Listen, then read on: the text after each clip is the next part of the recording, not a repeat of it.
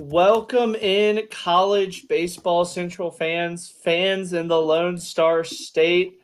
A lot of Texas baseball was played this weekend. We had our last weekend of the Shriners College Baseball Showdown. We had the Texas Classic down at Minute Maid. Baylor won a series. Lots of wildness and craziness. Lots of cool stuff coming up.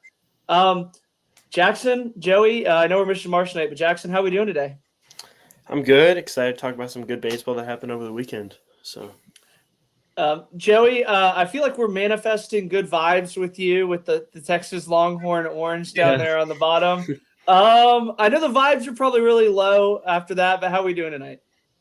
Doing okay. I mean, anytime I can talk baseball on a podcast always makes everything better, so to speak.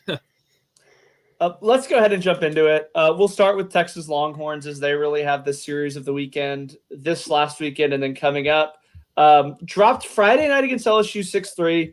Honestly, the game really didn't feel that close. They were down 6-1 until the bottom of the ninth with 2 outs. LSU had a plan of attack with LeBaron Johnson, really stuck to it. And then once they got into that Texas bullpen, they really struggled.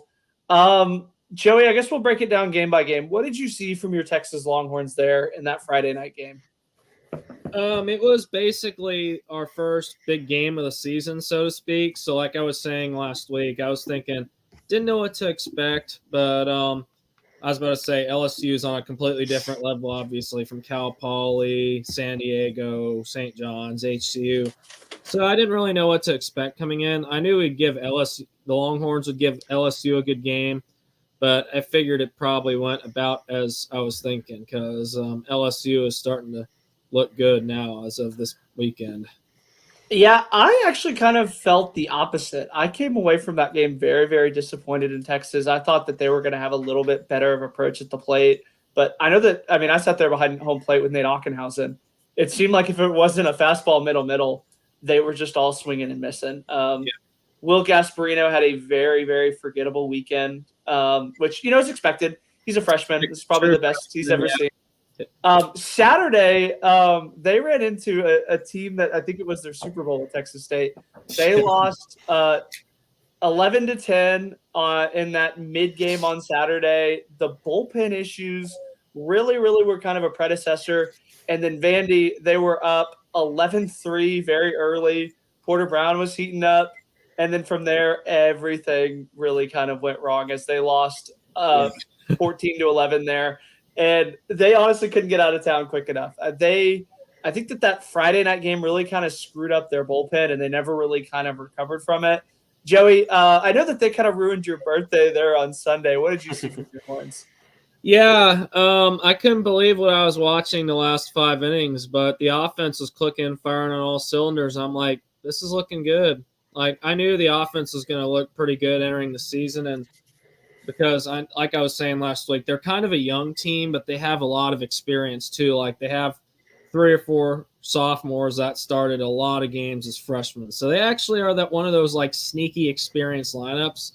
So I was happy to see that. But, yeah, it looks like it's another year where the bullpen could be a bit shaky, so to speak. But like I said last week, I think we'll be fine as we enter conference play.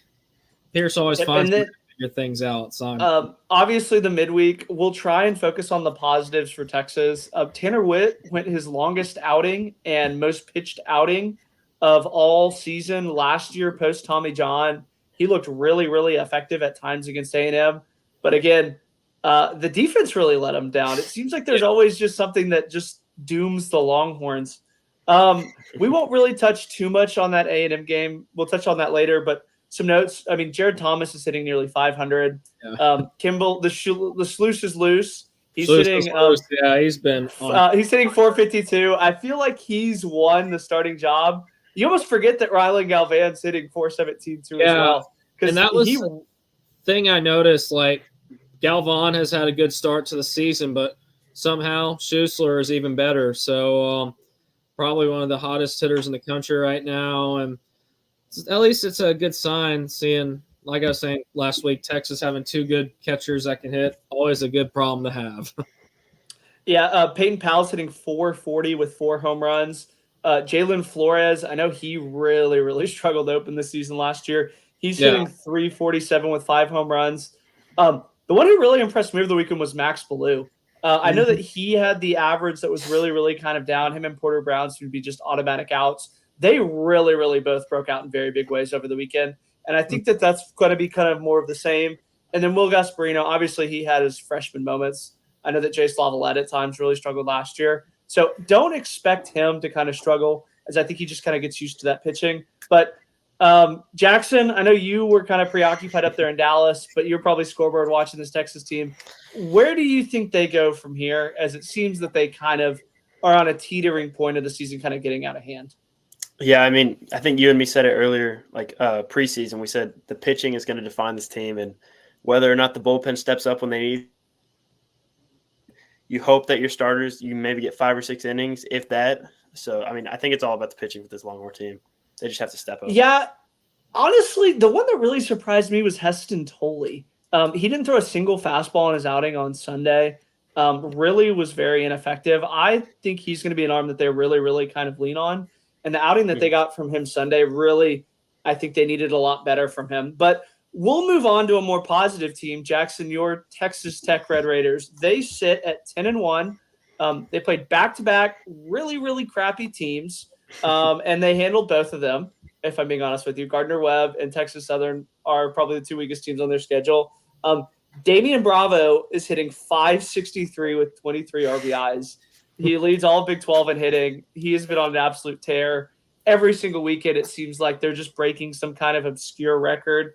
But a few notes, Kevin Bazell didn't play this weekend. So they said it was out. It was non-disciplinary and non-medical related. It's some unknown reason. I don't know exactly why, but I mean, Maxey seems to be picking up like perfectly fine behind the plate, so I'm not too concerned right now. So.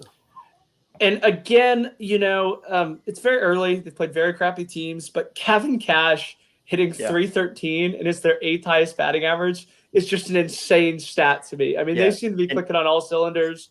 They're really rolling right now, which is, I mean, they're almost like the complete opposite of Texas, it feels like. Yeah, I agree. And Cash might be one of like our not weakest hitters right now, but he started off the season like not hot at all. So he was 1 for his like first like 20 something, I think, or 3 for his first 20 something crazy like that. So seeing him heat up is really good as well. And then Damian Bravo leads the country in doubles with like 11 or 12, I think. So. Yeah, it seemed like Gavin Cash was starting to hit more doubles because it felt like every hit he had was just a home. Like he'd go 3 for 20 with 3 home runs or something insane like that. But the test gets a lot tougher. They're going to face LeBaron Johnson this weekend, who is probably the second best pitcher they've seen all year. And the first one really shut him down up there in Arlington, Tennessee, opening night. So if Texas can kind of get in front of their bullpen issues, if they can get long outings from LeBaron Johnson, and the bullpen's really built to only get 6-7 outs. They're really not built to get 6 innings worth of work, which is what LSU kind of got him in. Joey, we'll start with you. What do you think the Longhorns need to do to leave Lubbock with a victory? Well, for one, I would say just focus on every pitch, focus on every out. I was about to say, I feel like at times I watched and the Longhorns were not like that at Minute Maid. So like I was saying, big game atmosphere in Lubbock. It's going to be a big-time battle with the Red Raiders. So I was about to say, take it slow, those strikes, put the ball in play. Good things will happen if you do that. So that's just take it one step at a time. Yeah, I think Porter Brown's going to have to be a lot better. I think he's going to be the leader that the Horns really need if they expect to come away, because they've had way more talented Longhorn teams in the past really struggle against this Texas Tech team. Jackson, what do you think the Red Raiders need to do to kind of keep steady and dominate a Texas team, which on paper they really kind of should dominate? Yeah, I think we have to get out in front early. I think if we can get on the board early and maybe run their starters out in like the 4th or 5th inning, I think we have a good shot. I mean, especially in Lubbock, the ball flies. So if we can hit a couple bombs, like just keep finding gaps and finding barrels, I think they'll be perfectly fine, honestly. Yeah, and steal home. I think that if Texas can limit the ability to steal home in Lubbock, I think that'll pay dividends. They're going to have to get longer outings from their Saturday and Sunday guys, Texas is. I think that that's really going to tell the story of this entire weekend is kind of that. Moving on to a team that the Longhorns played on Tuesday, Texas A&M. They sit at 12-0. They had another 4-0 week. I haven't checked the score with Texas State, but I assume that they're kind of blowing out Texas State.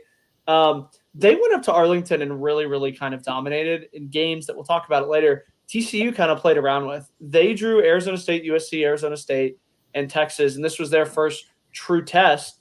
And early returns are super, super good. I've seen Kendall, I've seen the Room Dog. They're all super, super high on this Texas A&M team. I mean, I'm very, very high on them. I went to Texas A&M. Joey, we'll start with you.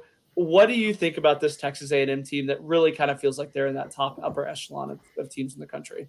I mean, they have two of the best players in all of college baseball on the same team, and Braden Montgomery and Jay Laviolette. When you have those two transcendent talents on the same team, that's a good foundation to lay on. So once you have other guys around those two to build up, then that just leads to a very, very dangerous team to watch. And having the Montgomerys and the Laviolettes of the world is going to be just very crucial for the Aggies. Yeah, I mean, he had that 3-run backside opposite field home run into the bullpen at the Rangers that, I mean, I saw – Jax, we've seen a ton of long, long home runs in Arlington. I think that one was truly kind of the most impressive one of all 3 weekends because the other ones really kind of pulled middle pitches where the pitcher missed. Braden Montgomery just kind of rode a pitch. Like, I know Bear Jones did it in Houston, and it really was kind of a very, very similar swing. And then Tuesday night, I mean, in that first inning, Joey, you were, I'm sure, watching that game. That one really kind of felt like, yep, this is the kind of game it's going to be. Yeah, because I was at the A&M Corpus Christi Texas State game up in San Marcos, and I had the game on Longhorn Network on my phone. And then after that, I was just like, uh-oh, here we go again. But I was about to say, Montgomery hit that ball. I was like, this might be a long night. Uh-oh. I think the one that's really kind of impressed me about this A&M team is the pitching staff. Shane Sadejo, who really didn't have a role with this staff, he came on and got some very, very big outs there to close the game out with strikeouts.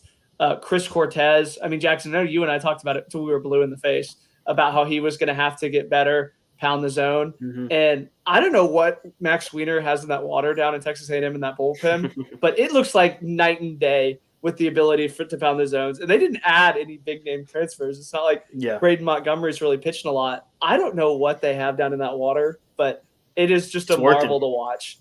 They have Rhode Island this weekend as kind of the SEC tune-up before they go out to Sam in Florida. They play Sam in the midweek and then Florida, obviously. So I honestly, it wouldn't surprise me to see this A&M team be undefeated rolling into SEC play. They've done everything that they've asked, and that's going to be the series to circle for them. We'll move on to TCU. They were obviously on the other side of that Arlington tournament. They didn't play each other. They had USC twice, Arizona State once. They sit at 13-0 with 8-0 against the Pac-12. So they've gone out, they've played these challenging teams, quote unquote. 9-8 Friday, 11-9 Saturday. Sunday, they went 9-5. I mean, yeah, they're winning, but the bullpen issues, I think, are really, really starting to kind of be a trend. Jackson, you got to see the CCU team up close. What do you think about them right now? Because it just kind of personifies that Al Davis of just win, baby. Like there's no reason they should be undefeated from the games that they play, but they just win. And they just have that kind of X factor about them. Is that kind of what you saw? That dog in them. Frog in them. Yeah. So obviously they won 9-8 first game against USC. That was in the extras, by the way. So I'd like to see them kind of go out there and dominate like the way A&M did. Like A&M, they just went out there and dominated. It seemed like TCU kind of played with their food before they actually like put it down. You know what I mean? I would like to see them dominate. Obviously, going into Big 12 play, where it's like you know what they're going to do, you know what they're about. They're going to go out there. They're going to play with heart. They're going to play with grit. They're going to go out there and do their best they can to win. And it seems like they've done that every day. So I really like this team going into Big 12 play. I have them winning the Big 12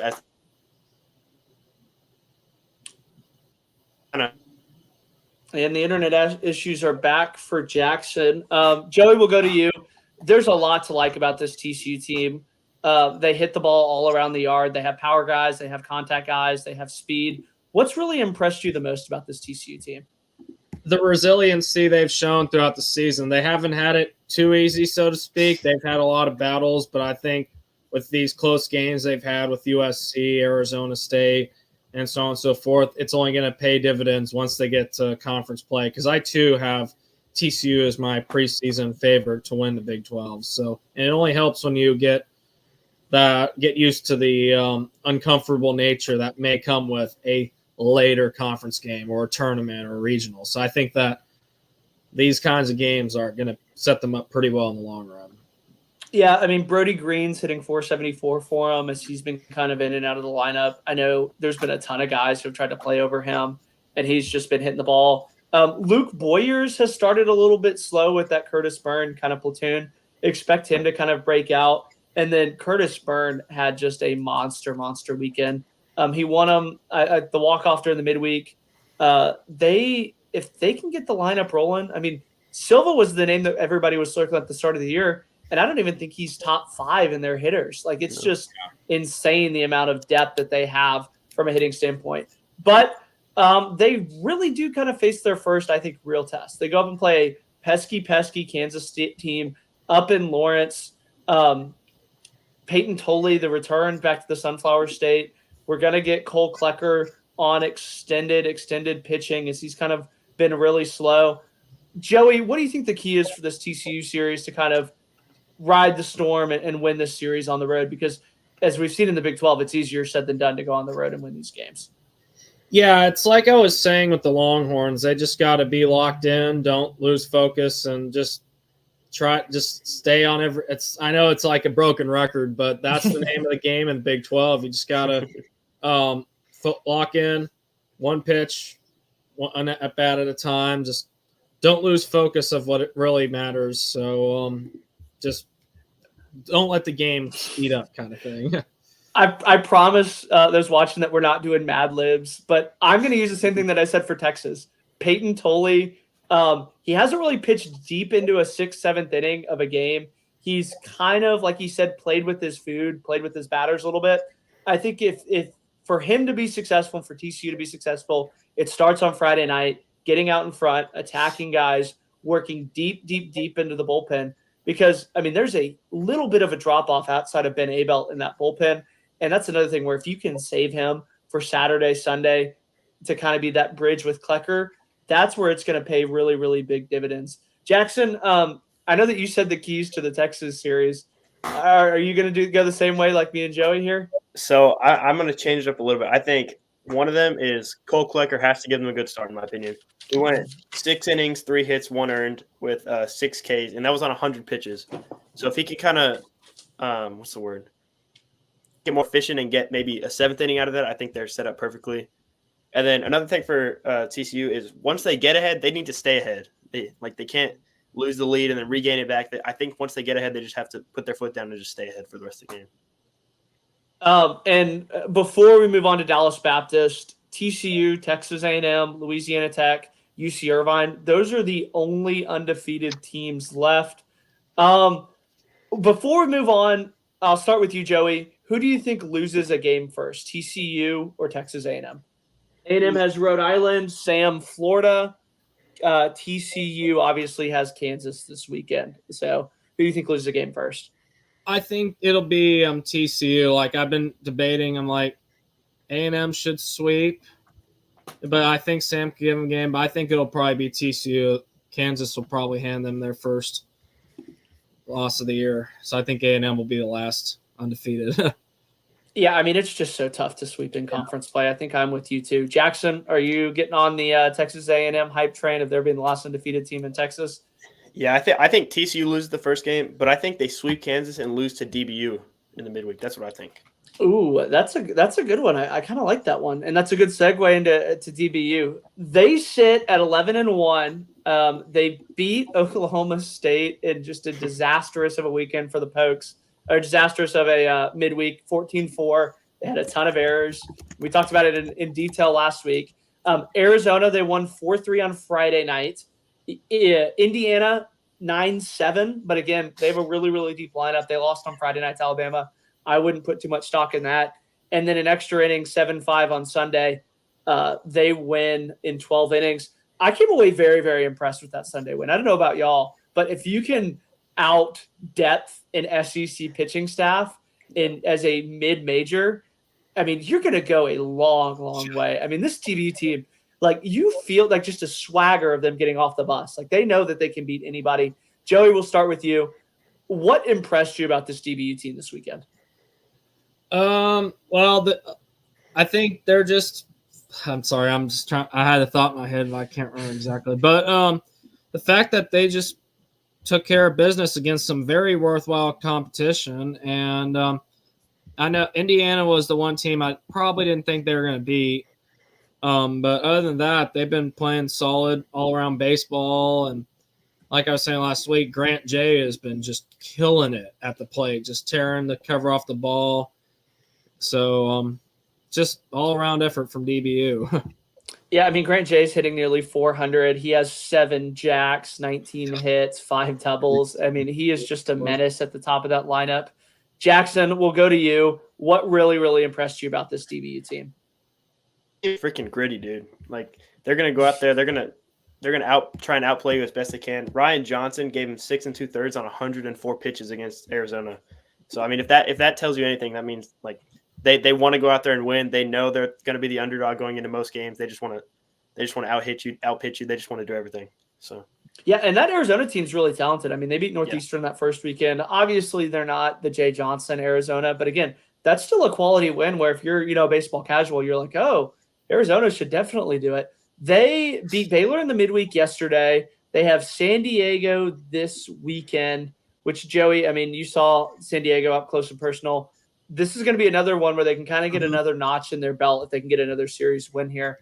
I think the one that's really impressed me the most has been Miguel Santos. I mean, he just seems to have power opposite field. He pulls the ball really well. He's the one that's really, really kind of impressed me. But I think the other one is just how DBU rolls with their guys. I mean, they have 8 guys that have started every single game. They have that 9th that they kind of swap up, Tom Poole, Keaton Grady, a few guys out of. But those top 8, I mean, they're ready to go locked in. So from a scouting standpoint, like, you know what you're going to get.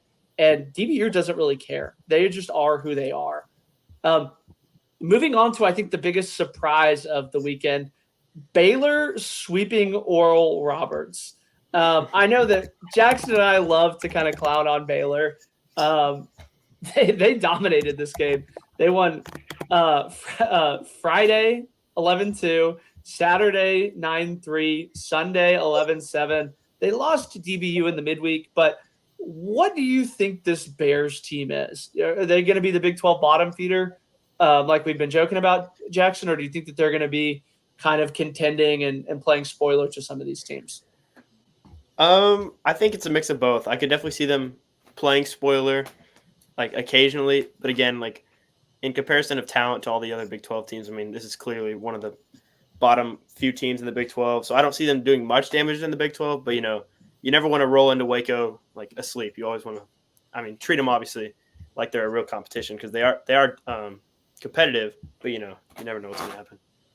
I'm going to go as far as to say they beat one of the Texas Tech, TCU, Oklahoma States. They're going to win one of those series because, I mean, there's a lot to not like about them, but I mean, Will Pendergrass has a really, really sweet, smooth swing. He's very short to the ball.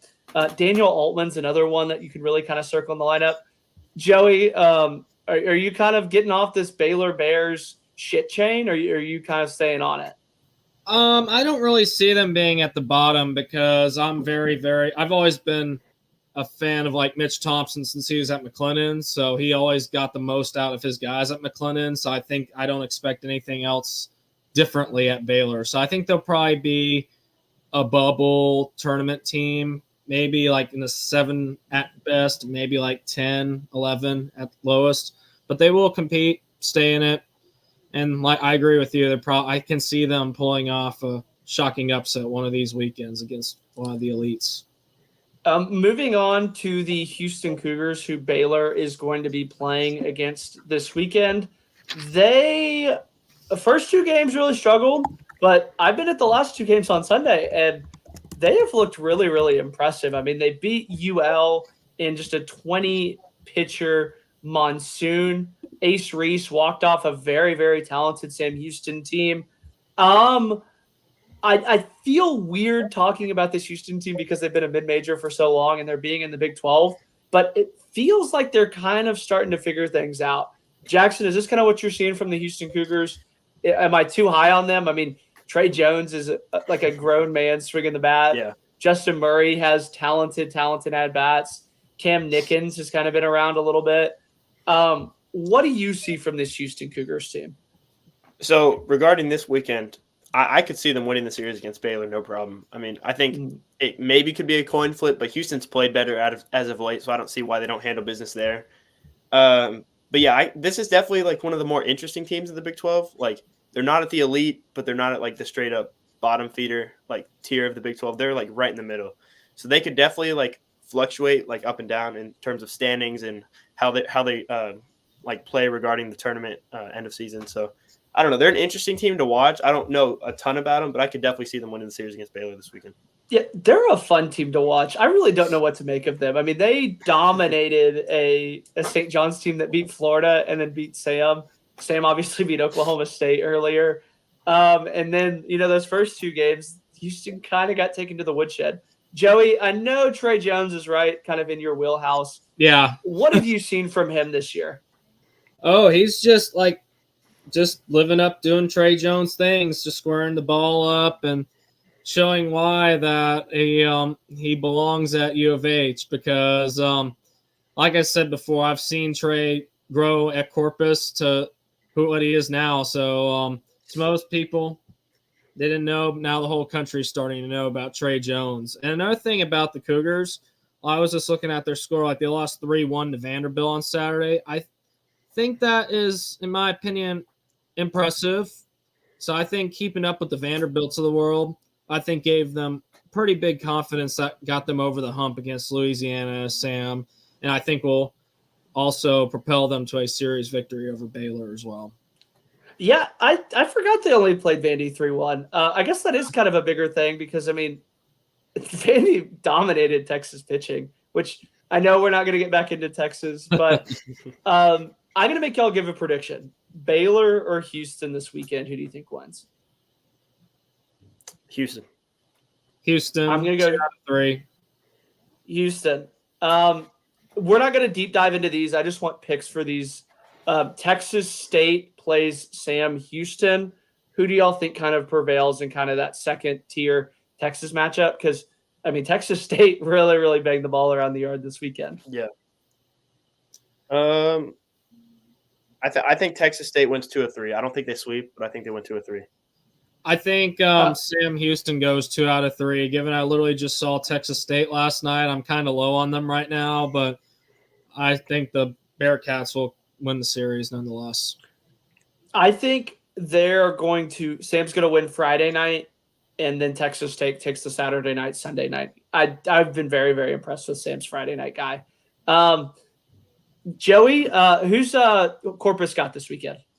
Corpus has UTSA at Chapman Field, so it's going to be a very interesting series. UTSA always puts out a good team every year, and I don't expect anything less from the Roadrunners. They've had the Islanders' number in recent years, so should be interesting to see how the Islanders respond this year, especially with how they're starting to get hot since they took 2 out of 3 from ACU and then had that impressive win in San Marcos last night. Plus, they also beat, I think, is always a pretty good RGV team as well. So they're coming into the series on the right notes. It could be a toss-up either way. Jackson, you got any cornball sicko series for us to keep an eye on at Texas outside of the ones we've already talked about?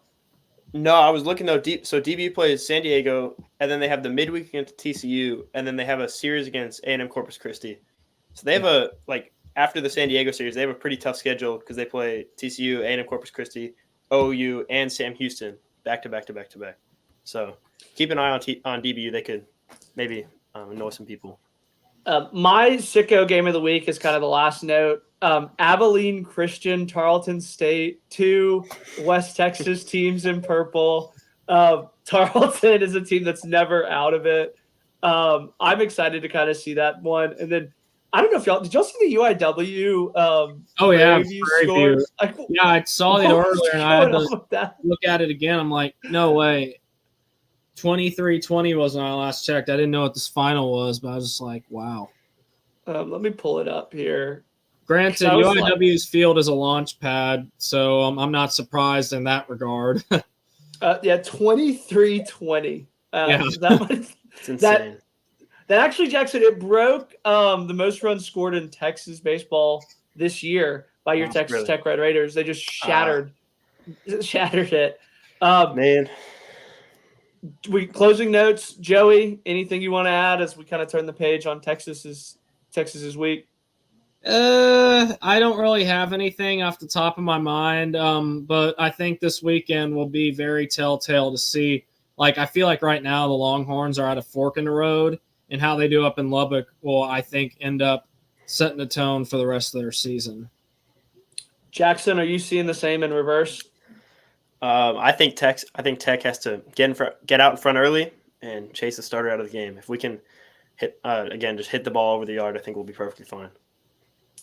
Well, I think that's all we have time for. Thanks to those that tuned in. We're going to be doing this every Wednesday, 7 p.m., breaking down the scores, the good, bad, the ugly. Thanks for coming out, everyone.